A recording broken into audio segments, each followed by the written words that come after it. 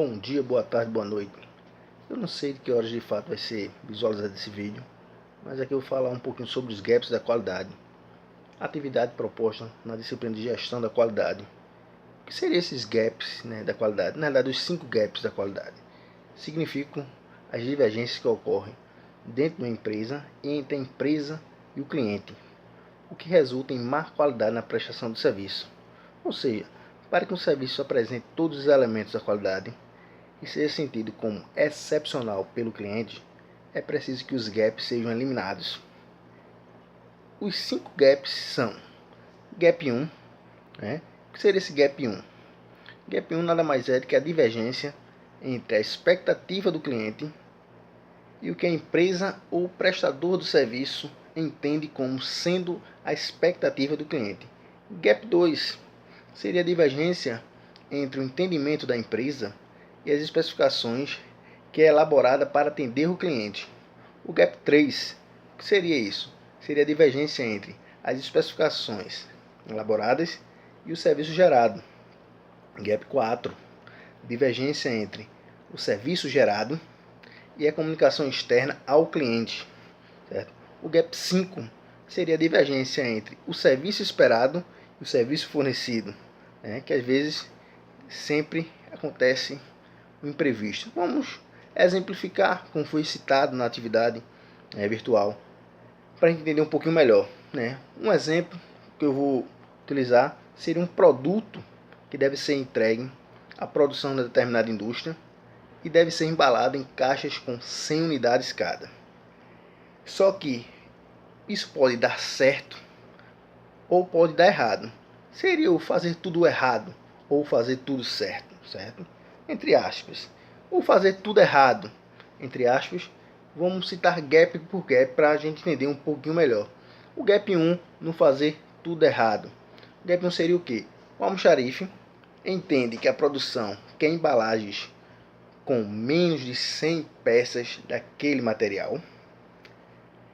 O Gap 2. O almoxarife especifica ao separador, embalador do material, que coloque o produto em caixas nas quais caibam ao menos 100 peças.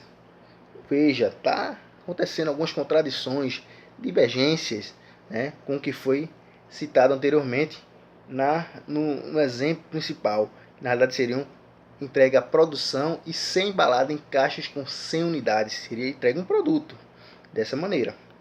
O Gap 3. O embalador tem dificuldade para encontrar caixas iguais e decide embalar o produto na quantidade total correta, mas com quantidade variável por caixa. Opa! Está tendo divergências, novamente. O Gap 4. São 16 horas. O almoxarifado fecha às 17 horas. Veja, o material é necessário para que o segundo turno de produção possa de fato trabalhar, que inicia justamente às 17 horas. E apesar de o material ainda não estar totalmente separado, o almoxarife avisa a produção que o material já está separado e que vai entregá-lo exatamente às 17 horas para que seja iniciado o segundo turno de produção. Algo está acontecendo errado aí. De novo, falta de comunicação. E dá justamente às 17 horas exatas. E o material ainda não chegou.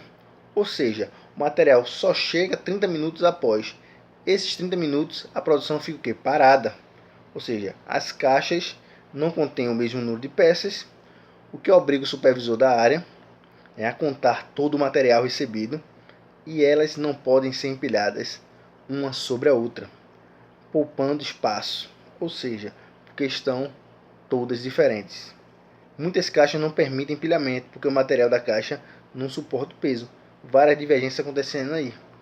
Aí nós vamos para a parte de fato, como fosse o fazer tudo correto, tudo certo, para eliminar o Gap 1. Relativamente simples a atividade a ser feita.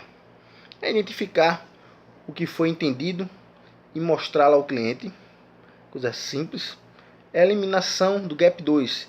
Dizer ao embalador que deve separar o material em caixas iguais, que resistam ao empilhamento, certo? E suportem exatamente 100 peças por caixa, para facilitar o que? A contagem na produção e a divisão da produção entre as máquinas. O Gap 3, né? Estabelecer uma metodologia de controle do processo e separação, contagem e embalagem de peças. Essa metodologia de controle é de suma importância para a produção. Eliminação do Gap 4. Somente avisar a produção quando o serviço estiver concluído. Ou seja, quando tiver exatamente concluído, tiver a convicção e o meio de transporte das caixas até a produção estiver disponível. A comunicação é fundamental no processo produtivo como um todo. A eliminação do Gap 5, verificar o atendimento junto ao cliente, certo? Mas vale ressaltar que existem razões para a ocorrência dos 5 gaps, né, da qualidade.